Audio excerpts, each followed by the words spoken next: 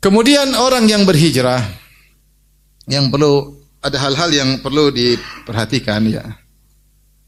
Di antaranya hendaknya dia belajar. Hijrah itu perlu belajar.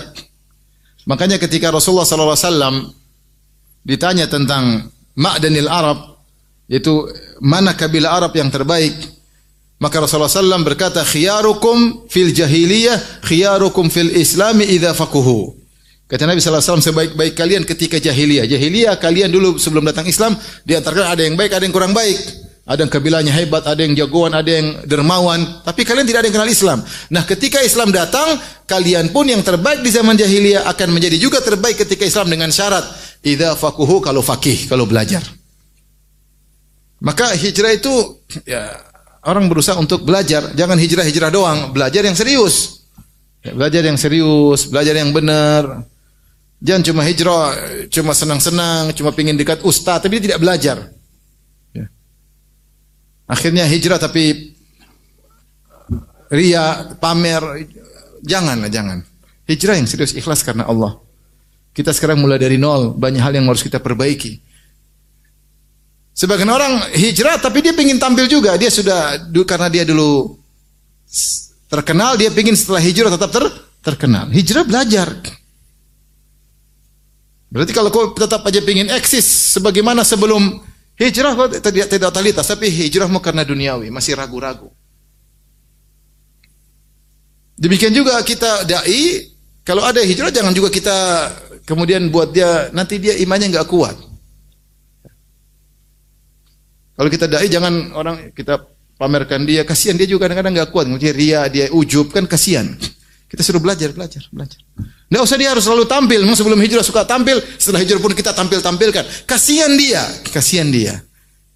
Dia baru mau belajar, kita sudah suruh tampil nanti dia kalaupun dia punya ilmu kadang-kadang dia ria, ujub dan macam-macam. Kasihan. Kita ingin ajar dia, kamu hijrah karena Allah, belajar yang benar. Tapi kita perhatikan.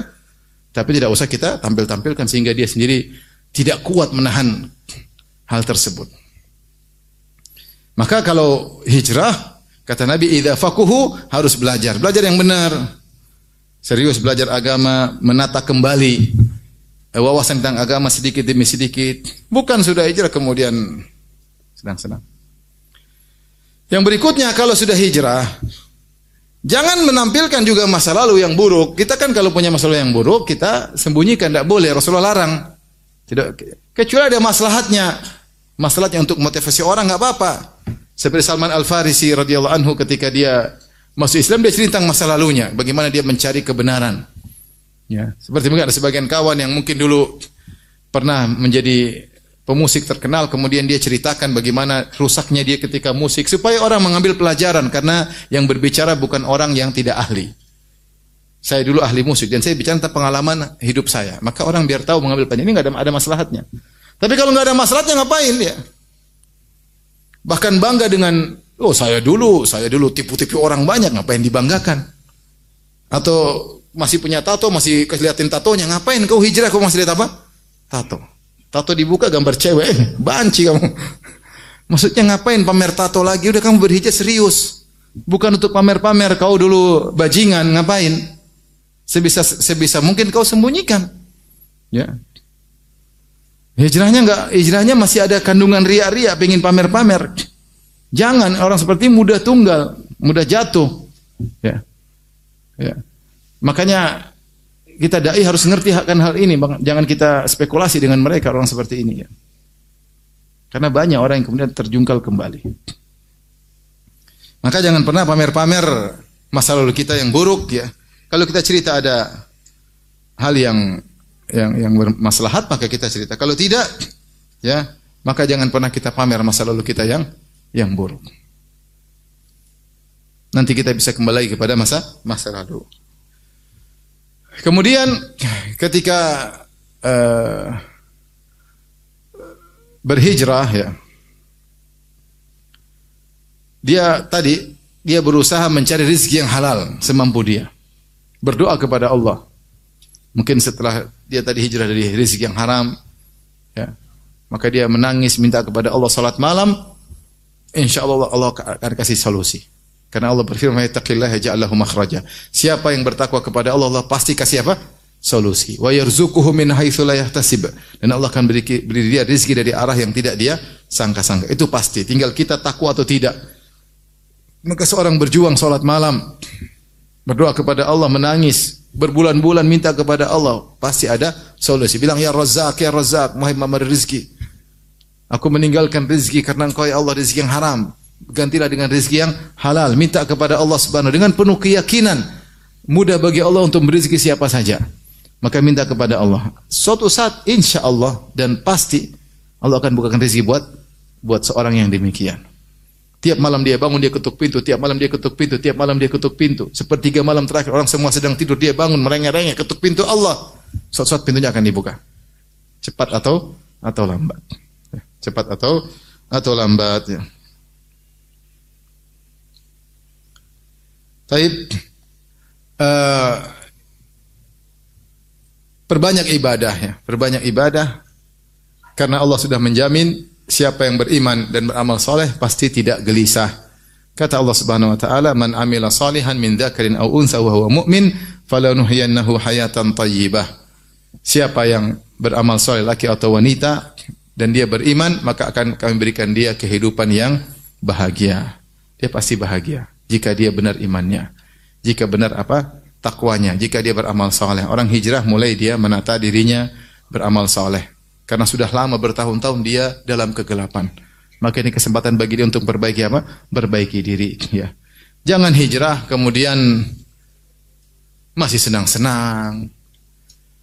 Oke lah mungkin, tapi ada tahapan. Ada orang hijrah tapi senangnya masih jalan-jalan terus, foya-foya terus. Ustadznya juga memfasilitasi. Kapan dia totalitas begini? Masih suka happy-happy, masih suka dilihat orang, jadi perhatian orang. Ngapain seperti itu? Ya boleh, tapi kita ngarahin, jangan gini terus. Jadi pingin hijrah, tapi pingin kesenangannya tetap legal. Maksudnya, jangan begitu. Kita yang dai kita arahkan. Jangan kita malah melegalkan kesenangannya ya. Akhirnya malah dainya yang diajari untuk bisa senang-senang sama dia. Ini repot, jangan. Kita punya amanah di hadapan Allah mengimbing orang untuk menjadi lebih baik. Ya mungkin secara bertahap benar, tapi jangan terus bertahan pada hal tersebut, harus naik pangkat. Lebih dekat kepada Allah, lebih meninggalkan perkara yang sia-sia, lebih zuhud kepada dunia. Bukan kemudian ngajarin, oh kamu hijrah, oh mobil mewah nggak ada masalah, silakan beli mobil baru. Jangan ngajarin foya-foya. Ini orang baru hijrah ya, kita pelan-pelan mulai kita ajar dia untuk semakin apa? Zuhud. Bukan malah kita terbawa hingga hijrah dia tidak pernah totalitas. Tanggung hijrahnya. Tanggung hijrahnya. Wallahu a'lam bishawab, ini saja yang saya sampaikan. Semoga kawan-kawan kalau sudah berhijrah diberi istiqomah oleh Allah Subhanahu wa taala. Kapan gelisah baca Quran? Kapan gelisah baca Quran? Baca Quran, berdoa kepada Allah, insyaallah gelisah itu hilang. Jangan gelisah nonton film Korea, tambah gelisah ya. Gelisah baca Quran, zikir, berdoa, insyaallah gelisah itu hilang.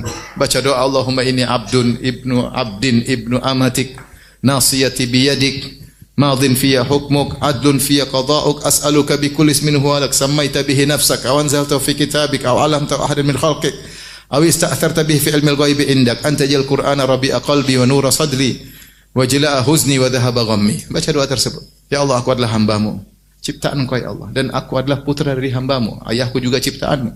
Aku adalah putra dari hamba perempuan-Mu. Ibuku juga ciptaan-Mu. Ubun-ubunku di tangan-Mu. Kau yang mengatur kebahagiaanku, Kau yang mengatur rizkiku. Madin fiya hukmuk, segala keputusan pasti berlaku kepadaku. Adlun fiya qada'uk, segala yang aku jalani pasti keadilan darimu. Kau tidak mendolimi siapapun. Maka aku mohon kepada Engkau dengan bertawasul dengan seluruh nama-Namu yang terindah yang Kau turunkan ke dalam Al-Quran, atau Kau ajarkan kepada salah seorang dari hamba-Mu, malaikat atau nabi Kau ajarkan, atau Kau sembunyikan dalam ilmu gaib-Mu.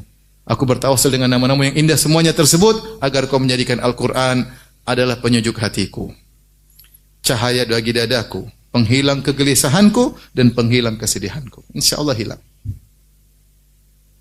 Jangan kemudian lagi gelisah, telepon kawan-kawan lama, ayo. Nah ini tambah gelisah. Jadi kalau hijrah totalitas. Memang tidak bisa langsung, tapi bertahap. Tapi bertahap. Tidak juga langsung kenceng, terjungkal. Pelan-pelan, semuanya pelan-pelan. Semuanya pelan-pelan.